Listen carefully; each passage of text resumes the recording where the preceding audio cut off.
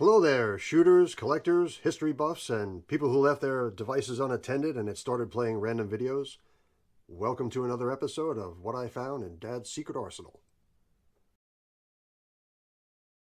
So, today I'd like to present these two Crosman Trapmaster 1100 shotguns. Crosman made these back in the late 1960s and early 1970s, and it has a 380 size bore, and it takes these number 8 shot shells. Well, it says 380 gauge, but it's actually 380 size bore, 0.380 inches.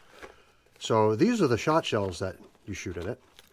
And they don't make these anymore. These are kind of hard to find. I have a couple of boxes. So this one was opened, and I'm going to take a couple of shots with these, which I already have down here in the garage. And it's quite a bit of fun. This thing is very powerful. I'm pretty impressed with its performance. So there's the standard shot shell. Now, if I open this up, and that shell flips out there. Let me just grab that.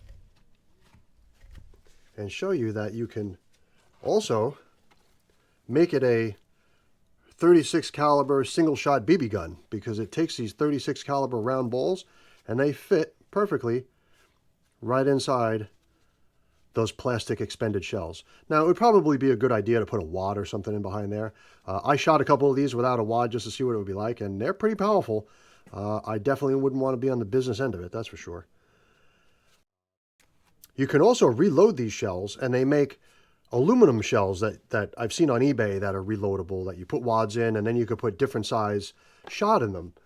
Like I also have these here, which are 177 caliber lead round balls that you can shoot. They're basically lead BBs. Now, I wouldn't shoot steel BBs out of these because this has an aluminum barrel, and the steel BBs will probably destroy it. So I'd probably stay away from using any kind of steel BBs or ball bearings or anything like that in these things. Now, it is a smooth bore, so it is a shotgun. It doesn't have any rifling in it. I assume that this gun is a little bit older than this one. This one has a later serial number. This one seems a little earlier. Now, you can see that the stocks are a little bit different. The one in the back is a little bit lighter. The one in front is darker, and they're also shaped slightly differently. This one has a little bit tighter radius on the pistol grip, and it's shaped just slightly differently. It seems like it rolls off a little bit more. So maybe the stocks on the early guns were a little bit different. The other thing that I noticed about this gun, and I don't know if this is something that Dad did, or if it was something that he bought like that, or maybe it's even something that came from the factory, but I don't think so. If you have some information on this, please put it in the comments. But this gun has sights on it. And I tried to put gas in this one, and unfortunately it didn't hold. And I was really kind of hoping it would, because I wanted to use the sights with those lead balls and see how well it shot and see how accurate it was. But it is a Trapmaster 1100. There's really nothing different about these two guns other than the serial numbers. The gas goes in the front here. It takes two CO2 cartridges. And they unscrew here, and you put them in, and this little thing, you put the first one in, they go back to back, and then you compress them, and then you pop the last one by swinging that little lever there and piercing the shell. So this one has a slightly different barrel too. The barrel seems like it might be like it's almost like it's blued on this one and painted on that one. The top of the receiver is worn a little bit more on this one. This one definitely saw a little bit more use, and maybe that's the reason why, because it had the sights on there. Someone was probably using it for hunting or shooting, or they were using it for something. These switches on the back here, this is a high power. If you flip it to there, it's low power. I took a couple of shots with this one. This one does hold gas, and I took a few shots with it. And I took 1 or 2 shots on low power, and it's still pretty powerful on low power.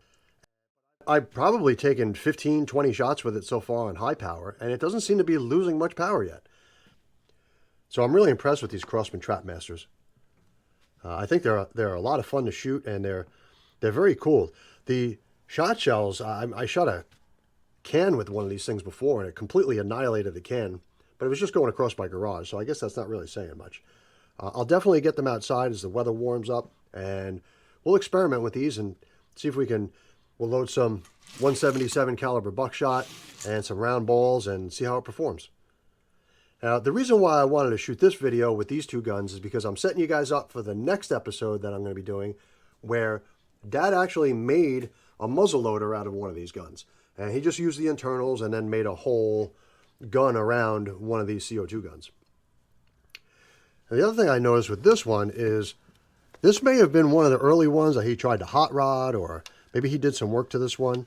And like I said, I'm impressed with its performance, so maybe I have to take it apart and see if anything's been done to it. So I noticed that there's like some brazing going on in there maybe. This is how you cock the gun.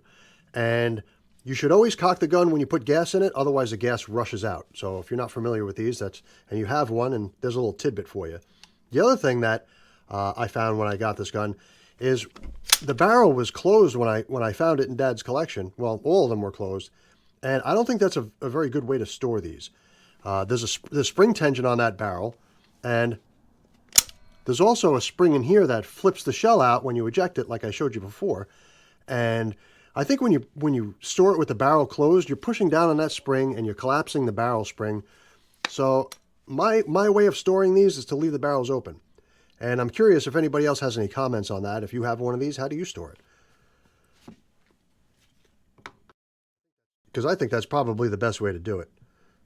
If you have some input on that, please share it down in the comments. So I think that should wrap it up for the Crosman 1100 shotguns. Thanks for watching, and we'll catch you next time.